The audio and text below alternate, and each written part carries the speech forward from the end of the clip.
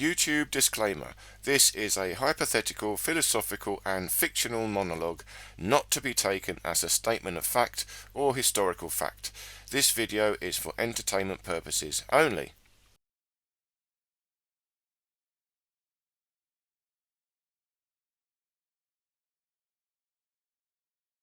Hi there, my name is Toby and this is part 3 of my lecture series on the natural law.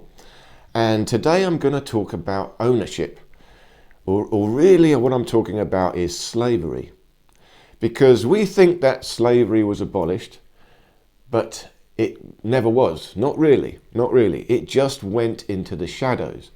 You see, in the old days, it was obvious, it was clear. Yes, if I am a slave, there will be a title of ownership of me. So my master would own me through this title and be able to buy and sell me on the slave market through sharing this title. It was obvious. And I would have slave drivers. I'd be whipped and I'd be chained up. And I could see this person here is whipping me and chaining me up. This person is my slave driver. They're locking me up every night. So it was clear, it was obvious. Now we're living in a system where this is still happening, but it's not obvious. It's very, very clever. See, think about it. How can we have a system that acts like a slave driver, but is not an actual living man or woman? It's not a person. So we can't point our finger. Yeah, you are enslaving me. I'm going to get you back. Who is that person? We can't say who it is. So what sort of a system can we have that does that? And if you think about it, that system is the financial system. It's actually a system of greed. See, who is enslaving us now? We are all enslaved to something called money. Our whole life is spent chasing money. And we're chasing money to pay our bills. We've got to pay our bills, so we have to. And we're also chasing money because we want to be rich. We can see rich people living an easy life with lots and lots of servants. They've all got their own sort of slaves. Oh, I want some of that. So that's greed. So we're always chasing after money. Money is in fact the slave driver, but we can't point our finger at it and say you're committing a crime on me, because they can just say, well, no, you're chasing money. You want it.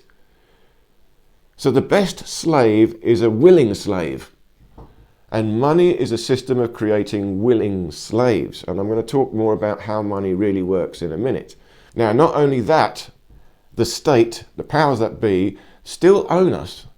And they still own us through a title. But that title can't overtly say we own you as a slave, because they can't do that. That will be obviously breaking the natural law. But it is done through the birth certificate. The birth certificate is a title over you or me, and it is created by the state.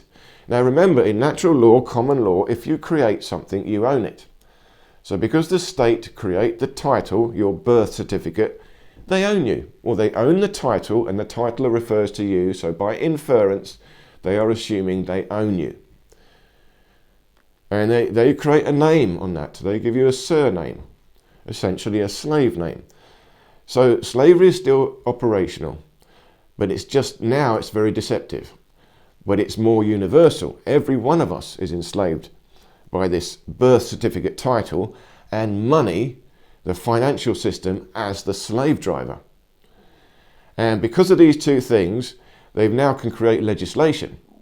Legislation is supposedly law, but it's only acting as law. It's not really law. And because it's only acting as law, they can make it up. And they make it up to keep these other two systems going. This deceptive system of slavery is enforced through legislation. And it's very, very nasty. Very clever, because we all subscribe to it. We are all willing slaves. You've got to get your head around that. Because people think, I'm not a slave, I'm living a good life. Now, there's another saying that the worst slave drivers are the ones that look after their slaves. It's like they're my treasured favourite pet. Yeah, he's a good slave. He's my favourite. He's such a good guy. And the worst slave is the one that thinks, yeah, my master looks after me. My master loves me. Oh, that's the situation we're in, because we've got the middle class people who've got plenty of money. So they think we're not slaves, we're enjoying ourselves. But we really don't know what life is supposed to be. We actually don't know how much we are supposed to be enjoying ourselves. If we were free, there would be a whole nother level of enjoyment from life. We have been severely limited in our understanding of life and our understanding of what happiness, health, and contentment is supposed to be. So we think we are happy, but we are not. And in fact, it's quite obvious we're not, because we've got so much sickness, disease, and depression in the world today. None of that's supposed to be there. All of that is man-made, created. It is not natural. Again, another thing to get your head around. The level of disease, the level of mental health problems is not natural. It is not inevitable. It has all been created. And it's been created by this system of slavery. Now, how does it work? Well, we've got to look back at money. Let's go to money. See, money, we need that. Remember I talked about in the natural law in the last lecture, there's three aspects to the natural law or the common law. The common law is when we try to write it down, but I mean common in its truest sense for all of us. And there's three things. Do no harm. So for do no harm, we need, well, you see, this is the thing. We know what the law is, but we need evidence of the law. So we need three types of evidences.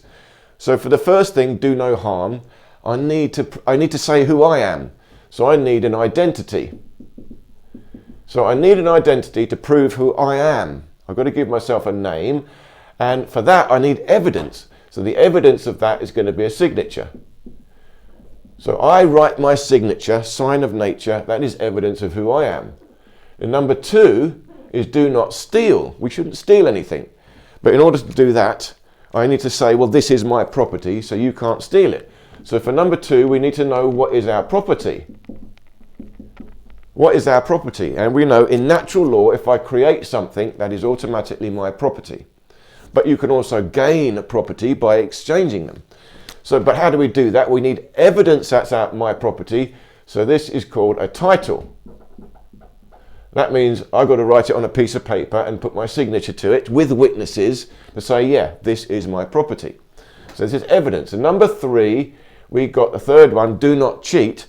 So that is, how do I know I haven't cheated? Well, I've got an agreement with someone. So I need to have an agreement. And an agreement is really a real thing. That is a discussion of two minds and we agree on something. But I need evidence for that, and the evidence for that is a contract. And a contract, again, we have to write our agreement down very clearly and both sign it.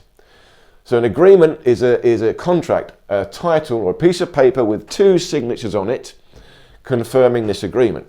Now there's two more things that we're going to go into. There's another thing, this is actually all we need. But you can see we've got two worlds here. We've got a real world, which is my identity, that's me, my property, my house, this is real, my agreement, a real discussion. And we've got another world here, which is paperwork. So there's two worlds going on. There's a division, but we need both these worlds. Now, there's a little bit more. Going further from this agreement, a contract is between two people, but you could have an agreement with more, and this will go to something called a trust. So I need to explain this first. But a trust is still essentially a contract between three people. So a trust is ever so simple. I have some property that I want to leave for someone else. But I don't want to look after it. So I need someone to look after it for me and someone to pass it on to who I want it to go to. So there's three elements to a trust. You have the executor, and that's the person that puts the money or the asset into the trust, or they can take it out, they control the trust. Then you have the trustee, that is the person or the man or woman that's got to look after the trust. And then finally you have the beneficiary, the person or the man or the woman that the trust goes to in the end. But it's still just essentially a contract, but it's a contract with three people instead of two. So it still comes under here, number three. And then the next thing we need to understand is money. So money, real money, is just gold.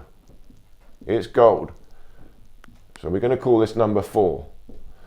So we've got to understand how real money works under the natural law. And money is simply a medium of exchange. So it needs to be something of universal and intrinsic value that we all recognize, but it's universal. So we all want it, and we can use that to exchange for anything else, specific. So we need a general universal thing of value. It's got value because we got to work to get it, and we all desire it. We all love it. And there are deeper esoteric reasons why it is gold. So we can still call this natural law to use gold as money, because gold is very interesting in energy. It's good for the life force energy. We feel good when we wear it. It actually does empower our energy field. And it's the best conductor of electricity. Electricity passes through this in the easiest way. So it genuinely is a conductor of electricity. So if we wear it, we will get that. And it doesn't tarnish. It remains untarnished forever. So this has got universal appeal and universal use. And you could argue it's useful across the universe. Any planet of any species anywhere in the universe will recognize gold as a universal medium of exchange value. They will value it as well as we do. It's universal, genuinely universal. But we'll also call this silver. We'll add silver onto this. Now, the thing is, gold is in the real world, but of course we've also got paper. We've got paper money, so we're going to call that money. But what is this? What is the paper world connection to gold? Well, if you think about it, gold is a real thing. Let's say I've got a nugget of gold. All I need to do is create a title. That's my property, so I create a title on that gold. So I could say, yeah, I've got a nugget of gold, it weighs this much, it looks like this, and it's mine, signed with witnesses. This is a title. So now I can exchange that title of my lump of gold for anyone. But that is a specific title. Now if I make gold coins, let's put here gold coins, now every single one of these gold coins is the same. They all have exactly the same value. And with each one of these gold coins can have a title to it. But because they're all the same, we can make all the titles the same. So that means we can even exchange the titles. Money is gold coins, which is titles, but because these coins are fungible, the word is fungible, they are all the same, then we create a fungible title. A fungible title. And this is money. So money is still just number 2, title, but it's fungible. So we can call it number 4, fungible title. So this is how we can have real money under natural law. But every fungible title must connect to a real gold coin. The problem is now we have separated this connection. Money, paperwork, has no connection to gold. It's completely fictional. Now this is where we've gone terribly, terribly wrong. Well, there's two things we can do with money. We can, well, 3 things rather. We can pay directly for something with the gold. I give you the gold coin, or I give you the fungible title of the gold coin, and it's done. Then I can get whatever I want, or I can go and get a loan. I can get a loan. So there's one. So that means I can go and ask someone else, can I borrow some of your gold or your fungible titles of gold, and I'll give it back to you later so I can buy something. So they say, okay, I trust you, I'll give you the gold, and you pay me later. So you might have an agreement, you've got to sign, I will pay back this gold later. So this is a loan. But you've also got another thing called credit. Credit. Now credit is different. Credit is I go to the thing I want straight away. I say, I can't pay for this now, I don't have any gold, but I will be getting some. Can you let me have the thing right now and I pay you later? So they're both essentially the same thing. A loan means you have the gold, credit means you don't have the gold. So they're essentially the same thing. Or a loan is credit for the fungible title of gold, whereas credit is for the asset itself directly. Think about it like that. So this is still okay. This is all under the natural law. Now, the problem all starts when the banks get involved. The banks get involved when we go and we think, so we don't want to have all our gold at our house. We don't feel safe. So the bank says, okay, well, come and give me your gold, we'll look after it for you. And we'll charge you a fee for that. So they say, okay, that's fair enough. So we all go and put our gold in the bank. Now, here is the first dirty trick. The bank, okay, now let's start here. The bank takes the gold. Now it's got the gold. The bank is the one that creates the fungible title. So let's just call it money. Money. Now, because the bank has turned your gold into a title, they write it. They say Bank of England gold. They create the title, the fungible title of that gold. Remember, under natural law, whoever creates something owns it. They create the title, therefore they own it. So now you've put your gold in the bank, but the bank has used that gold to create money. They own that gold now. It's not your gold anymore. They've created the title of that gold, therefore they own that title, therefore they own that gold. And they don't tell you that. Now really what it should have been is when you put your gold in the bank, you have created your own title to that gold, and the bank has to keep that title as well. No, this is evidence that's my gold. You can charge me a fee to look after my gold and my personal fungible titles to that gold. So they can't create, then if they lend out any of your money, they have to lend it out off the back of your title with your permission. You see? So, but because they create the title, they create the money, it's all theirs. So already now, it's all gone wrong. We've lost all our money to something called a bank through deception. They didn't tell us that's how it works. And this is again how this whole thing works. We don't know the natural law, we don't know the common law, so they trick us because we're gullible. We're like innocent children. Okay, I sign here, yes. So that's the first thing. Your money's gone. Now the second thing that's happened is they've broken this connection. So this went in two steps. First of all, the banks started something they called fractional reserve lending, because of course the bank has all the gold, they created the money, and now they can lend out this money so that other people, to make more money, they can go and earn more money and get interest on it. And then they realized that, okay, not everyone comes back to the bank for their gold. At any given moment, only 10% of the people come back and want their gold. So that means they could lend out 90% more gold than they actually have. So they can create more of this easily and lend it out. Now the trouble is, if everyone suddenly came back, they'd be in trouble. It'd be called a bank run. That's when they've got to shut the doors because they do not have the gold to cover what everyone wants. So that's called fractional reserve lending.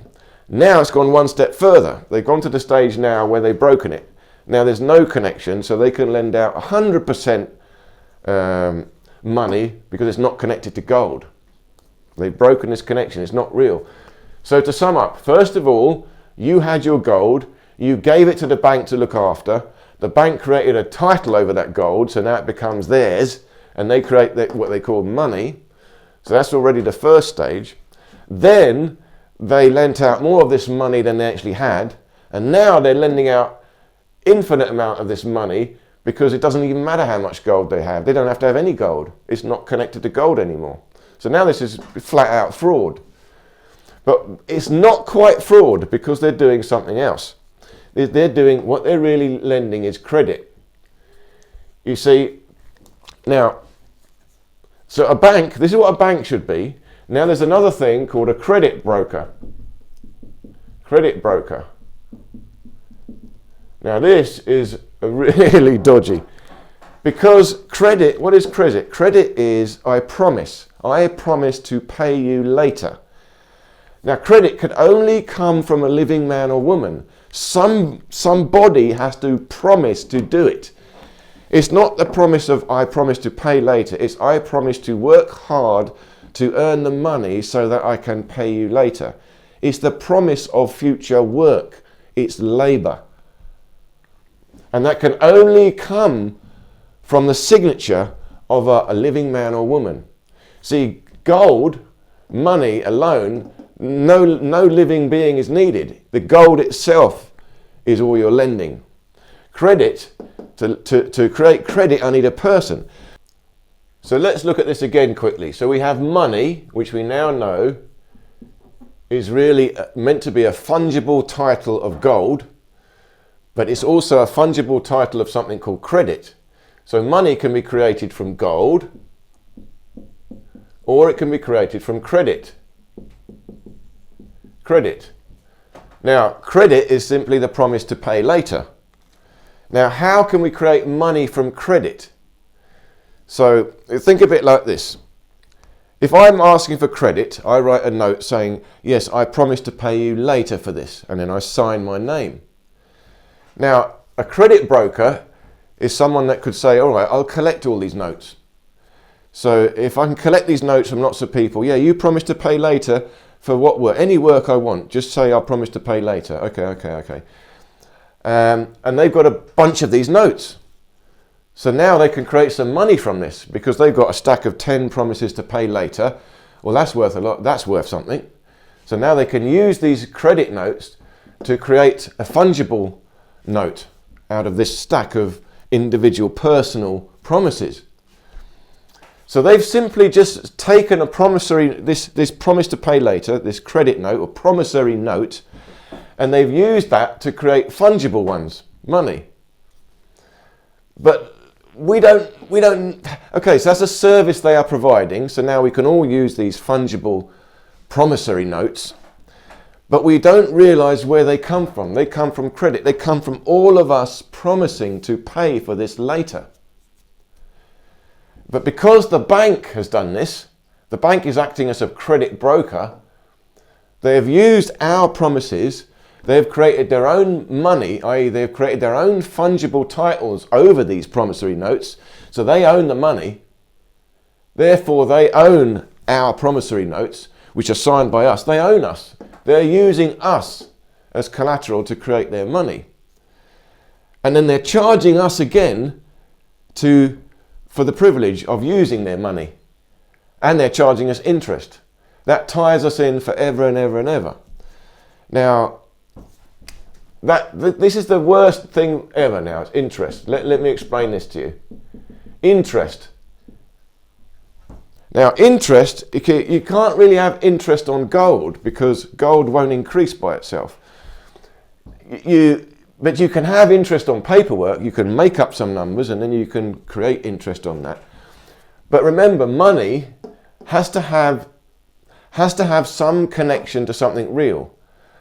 And although we could say the banks are committing fraud, they're still creating money based on credit. So it's still not quite fraud. They're still doing this all legally. The way they're breaking the law is they're deceiving us. They're not telling us, they're not teaching us what they are doing. And because we don't understand what they're doing, we're all signing up for it. They say, well, you seem to understand it. There you go.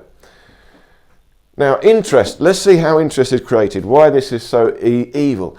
Now, if I go to, let's say there's no money in existence, and I go to the bank and say I need £100,000, and the bank says, okay, we'll create that for you. So the bank creates £100,000 money for you. Now remember, they created it. They created the notes, so they own it. So they lend it to you, and they say, okay, we'll lend this to you, but you've got to pay us back interest. So you need to pay us back £300,000. And you say, okay. But there's only 100,000 been created. There's no more money anywhere. So I say, well, okay, but there isn't £200,000 more for me to pay you back. How can I pay you back? And they say, okay, you've got to pay us back. Don't worry. We'll create another £200,000 for you so that you can pay us back. And then we'll give that to you. Yeah, okay, but then, all right. But if we do that, then we have to lend you interest on that. So you'll have to pay us back 400,000 for that extra 200,000. And you say, okay, but how do I pay that back? Well, don't worry, we'll lend you 800,000 so you can pay back. Immediately, the moment they charge you interest, you're tied into the banking system forevermore. Because they don't create the money. They don't create the money that you can get to pay back that interest. Well, it works this way. They lend you 100,000, so you've got 100,000 to pay back. They lend another 100,000 to someone else, another 100,000 to someone else. So that 200,000 has been lent to someone else, but it's in existence. Now you have to go to those other two people to earn that money off them to pay the bank back. So that's the way they do it. But every time they lend out some money and charge you the interest, they don't create that. In other words, the money required to pay back the interest is created by debt. Interest is the creation of debt.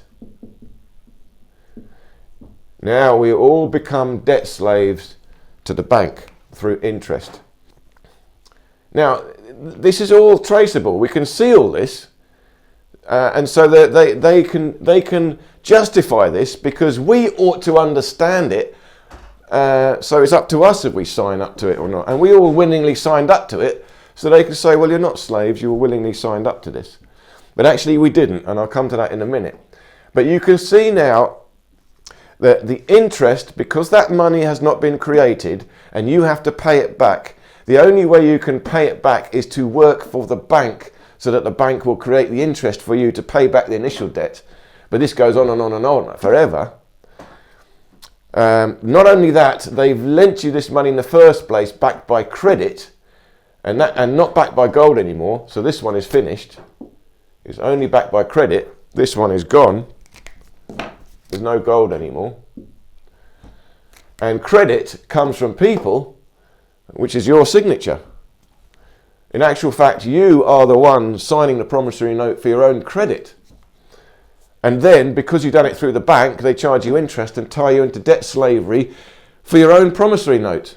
You see, if you want credit, you don't need the bank. In an ideal situation, under natural common law, if we were all using it properly, you go straight to the person and write your own credit note. And then you just pay that person. No banks required. But for the privilege of using the bank, they charge you this interest and tie you into debt slavery. And it's all because they own the money. They own it. They own it because they create it. They create the money. The only way we can own our own money is if we create it. We have to create our own title for our own gold, and we have to create our own title for our own credit. We have to write our own promissory note.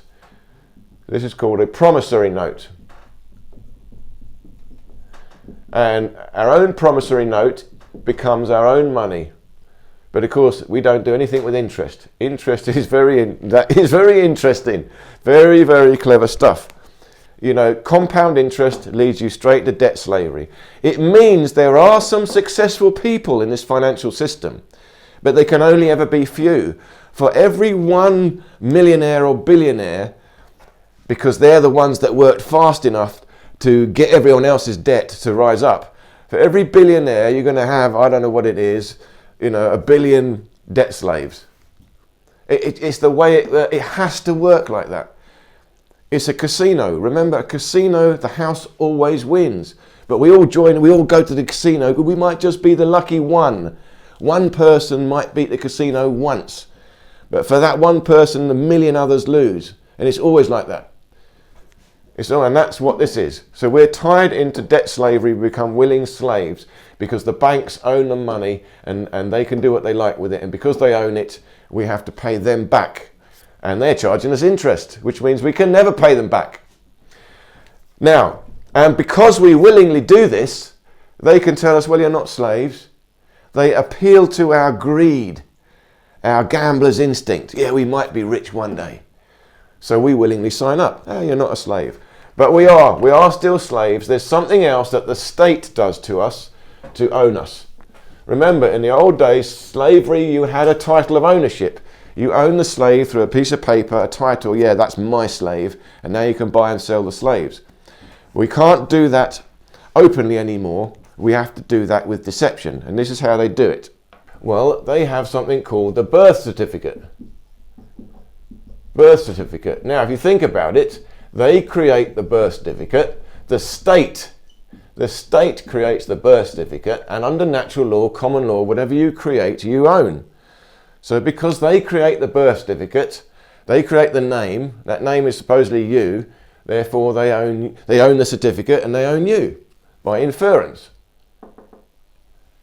Now, in the old days, you could make a record of your birth. That's different. You see, if you made the record of your birth yourself, signed it with witnesses, you would own that record. But because they create the birth certificate, they own it. And because they create the name, they own it. They own you. If you see on the birth certificate, it will say copyright of Crown Corporation, something like that. Once they have this is now essentially a slave title. Now that's worth money. That's worth something. They can buy and sell this. Now, but what is it? You see, because why has it got money? Because this is essentially credit. What is credit? Credit is the promise of future work. I'm a living boy or girl, I've got a whole life ahead of me. That's a hell of a lot of credit. So immediately this title of ownership of this slave is worth money, is credit on that. And they can use this now to go into the banking system that we just talked about. Banking system. So they can use this credit to create money, to create loans. Okay, but then of course remember we've got interest, and interest is now, you see this is a separate line here. The banking system is now something different. So interest is down here. Now we're totally tied in. But they create money with this birth certificate. But again, they can't just do it overtly and just keep all that money. So they have to do it, the way they do it, and again, it's very clever, is they create a trust. So with all this money here, and that's being created at the end, they create a trust fund. Trust fund. And so it is not quite slavery. Well, it's done in your name. So this is your trust fund. Yeah, no, we're doing it for you. We're doing it for you. Oh, all right, that's not bad. But because you're a baby, you're not sovereign. They're doing it on behalf of you. It's a trust. They're creating a fund, a trust fund. When you come of age, then you can claim it. It's yours. But you never come of age. They never really tell you about this, so you never claim it. And if you don't claim it, then it goes back to them. It goes back to the state in the end. So when you die, it just goes back to them because you never claimed it. And because so many of us never claim it, this just goes round and round and round. They can build and build and build money. But you see, because they made it as a trust fund, it's got a semblance of decency to it. And the way that they keep claiming it is through ignorance. That is why they dumb us down. That is why they don't teach us anything in school. We must never come of age to claim our trust fund. Or this whole banking system will collapse if we all said, all right, I'm having my fund now. But we can claim it. Now, it's not that simple. In the next lecture, I'm going to talk about the details of how to claim this. But essentially, we have to rise up and say, yeah, I'm coming of age. I am the beneficiary and the executor of this trust. Remember, there's three entities in a trust. You have an executor, a trustee, and a beneficiary. The state created it. The state created this trust fund. So they've put both our names on it. Because they created it, it's theirs. So they are the executor and we are the executor. That we become the executor if we come to coming of age and claim it. They are the trustee, but they also make us. And the beneficiary. We are the beneficiary, but they are also the beneficiary because if we don't claim it, then they can have it back. So it's sort of left open. It's left open. And because it's left open, they can play all these games with us, like, charging us money for this, that, and the other. Because when we sign our name to anything, essentially we're giving them permission. Oh yeah, you agree to let us be the beneficiary, and then we can take the money. Really, this should need both our signatures, because we're both on here. But we give our signature unwillingly. We don't know when we're giving it. Okay. So this trust fund gets big, hundreds and hundreds of millions, because from this initial certificate, you can create credit, create interest. You can buy and sell this on the stock market. You can, create money, lend against this. Now, again, there's a lot of complexities to this, so it's not as simple as I'm making it out. I'm going to leave links below to the Sovereign Project where they go into great detail about explaining how this works. So there's some videos to watch down there, and go and check out their website. But essentially, this is tying us into slavery. This is our slave title, and it's being bought and sold on the back of credit and the banking system, and we're unaware of this. Because we don't understand any of this, all of this is controlled by the legal system. The legal system.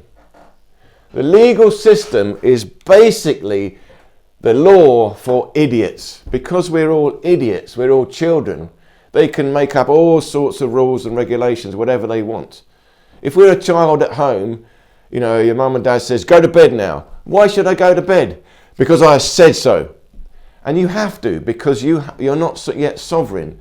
You are owned by your parents. You have to do what they say until you come of age. We never come of age, so we have to follow all the rules and regulations, whatever nonsense our parents tell us. Empty the trash now. Why should I? Because I said so. That's not a valid reason, you see. So the legal system keeps us all in check, and we got to step out of all this. The way we step out of all of this is to return back to the natural law. We have to claim our trust fund. In other words, we have to make a statement. We have to make a coming of age statement. We have to say, I am who I am. We have to create our own, this all the way goes back to, we have to create, this is our birth certificate owned by the state. We have to create our own title. And our own title we can do by creating something called an affidavit. Oops, I can't remember to spell it. Affidavit. And this in itself is like a title. I have to literally have to say, I am who I say I am, and then sign it with witnesses. Now that becomes a legal document. I claim ownership of myself. And this will trump your birth certificate. It trumps it. Because your birth certificate, they own you because you're a child. Now, if this was still old slavery, old-fashioned slavery, you couldn't do this. Because you've got all the slave drivers there, they just lock you in chains. You couldn't do this. But because they have to have a semblance of law, we can still do this. Now, it's interesting when we go to the next level of digital identities, it's going to be very difficult. We have to not enter into their world of digital identities. We have to do an alternative one, which I'm going to talk about in the next final lecture in this series. What we can actually do. We need an alternative system. But anyway, this is how we break out. We first create our own identity. So we need to create an identity. Let's write this down again. So we trump the birth certificate of the state by creating our own title. So we create our own identity. So we then claim ourselves as the executor and the beneficiary of the trust. We actually have to make that. Yes, I claim myself, I am the now coming of age, I am the executor and the beneficiary of this trust fund. Now, you're not the sole beneficiary. Remember, they created this fund for you, so you might have to say, I'm the joint beneficiary. Again, you have to let them, they created it, so you have to still acknowledge this trust fund. Now, I'm going to come to it. We can create our own one. Okay, we can create our own one. But if you do this, this helps to get you out of the state. Because now whatever the state has created for you, you can access it. You can use this to settle your debts. You can use this to pay for what you need. And there are people that can do this. So if you can manage to do this, this will take you out of debt slavery. It will take you out of the financial system. It's not that you will suddenly get $100 million into your bank, but it will allow you to sign off for things without actually having to pay your personal earned money. So this is a very serious thing. And then the third thing you've got to do is assert your contracts, reassert your contracts. Because Because of the game that they played with you, the birth certificate and the legal system, on all the rules and regulations they apply to you, these are all contracts, implied contracts. Because you're a child, you might sign your name X. You see, when you do a vote, you sign X. That's the signature of a child or an imbecile. So that allows, you've literally given them power of attorney. You have to do everything they say now. So you have to reassert yourself and say, no, I am now grown up. All implied contracts are null and void. I make only contracts that I make with my signature are valid. You then have to reassert your contracts. Now, once you've done this, you're stepping outside the legal system. This is how you break out the matrix. I have not done this. This is all theoretical. I'm still in the stage of trying to work out, understand this and get the details of how to do this. But when I do this, I will take you through it and I'll make videos in detail of how I'm doing it. And when and how, I don't know yet. But there are people that have done it, and I'm going to leave links below to another guy, a guy in Australia who has done this and found a very good way of doing this. And again, I'm going to talk about this more in the next lecture, the details of doing this. It's done through creating these things called affidavits. So to sum this whole talk up, we are all tied into slavery. Our slave masters, a slave master is now money, the financial system, and we willingly accept it as our slave mastery because we chase the money. And we chase it through greed, I want to get richer, or we chase it through fear, I've got to pay my bills, I need money. And because we're chasing it, we all become criminals. We're stealing from other people because I want more. But it's done by design. The system has set us up to turn us into criminals. If we were under natural law, there would not be the crime that we have now. Very little crime. It's all been created. The level of crime has been created by the system on purpose. And then furthermore, we are owned by the state through the birth certificate. They still own us. And they own everything. Because they own us, whatever we buy, they own that as well. So we think we own something, we don't own it, they own it. So we have to reassert ourselves through doing our own paperwork. We have to do it through the natural law, the common law. And our own paperwork needs to be done correctly, but we don't have to be lawyers to do this. We can do it in a way that the legal system recognises, i.e. an affidavit is a terminology of the legal system. If we do it that way, they recognise it. But we still don't even have to do it that way. All we need in the natural law, common law, is signatures. I need witnesses, other people to sign my paperwork. And the more higher level people in society you can get to sign it, the better. So for example, and the more signatures you get, the better. If you can have 10 signatures, it will add more validation to your paperwork. But you see, a friend of mine is an ex-tax collector. So he was a government official. And if I get him to sign as a witness, I'll also sign his profession, ex-tax collector. And that will give more credence to my paperwork, because if I take it to the state, they can look, oh, he signed it. They can look him up, oh yeah, he was one of us and he signed it. All right, there's some validation to it. But if you know someone in politics, someone high up, someone with a good job, any sort of person that's got a high standing in society, and you get them to sign as a witness, that is going to give more validation to your assertions. And if you want to make it valid in the legal system, then you can also get it stamped by an officer of the oaths. So you get one of their official people to witness it, and you get their stamp on it. But again, you don't have to do that. You can do this all yourself, in theory. So I'm going to talk more about this in the next final lecture, and in that next lecture I'm going to talk about an alternative system, a way that we can build up a new system of common law. And it's only possible through technology. We've actually now got the technology to do this, but this is not well-known technology. It is brand new, and there's only a few of us know it, and we're the only ones who've got access to it to do this project. So I'll talk about that in the next lecture. Do stay tuned for that. So thank you so much for watching. Please do go back and check out the previous 2 lectures in the series. They do lead up to this one. And I look forward to seeing you in any of these other videos here.